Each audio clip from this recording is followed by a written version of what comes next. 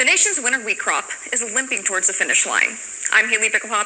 Drought and freezing temperatures taking a big bite out of crop conditions ahead of harvest. According to the latest crop progress reports, the nation's winter wheat crop is only 30% good to excellent. Now, last year, it was at 45%. Another third of the crop this year is called poor to very poor. And Michelle Rook has been looking into current conditions. Michelle, are these some of the worst crop conditions that we've seen in several years? Yeah, that's right. And it's mainly due to the fact that 68% of the nation's winter wheat acres are in some level of drought.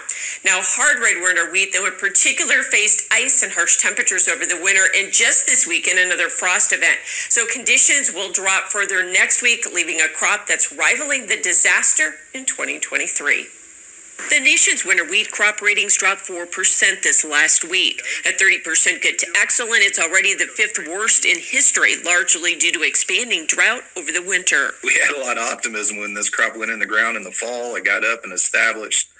It looked pretty promising. It just couldn't get Mother Nature to cooperate with rain. And he says the rating is being held up by a better soft red and white winter wheat crop. If you break out just that hard red winter wheat portion, especially the southern plains to Nebraska, Colorado, on down to Texas, you're looking at a hard red winter wheat number on that good to excellent rating at a below 15%, which is rivaling that very drought devastated crop that we had in 2023, unfortunately.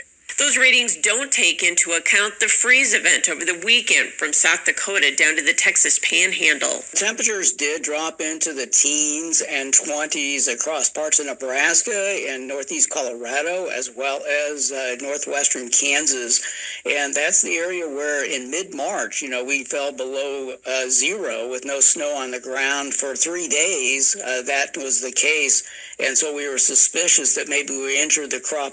There's rain in the forecast, but wheat in many areas of the HRW belt is ahead of normal, and so it may come too late to help. So there will be some relief coming up, but it's almost May, and we're going to start reproducing that crop pretty soon. So it's going to be really difficult to get those yields back up to where they ought to be. Poor to very poor ratings stand at 55% for Texas and Nebraska, 45% for Oklahoma, and 41% for Kansas, indicating there will be some abandonment.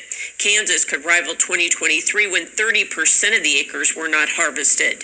Historically, abandonment for the state of Kansas is somewhere between that 5 to 6%. I would say we're probably going to be closer to that 10 to 15% abandonment. And yields will also be down in HRW areas, including Kansas. Year on year, total production of hard red winter wheat in the state of Kansas down, I would guess, somewhere between 20 to 25%. So a near disaster for the nation's top wheat producer and much of the hard red winter wheat belt.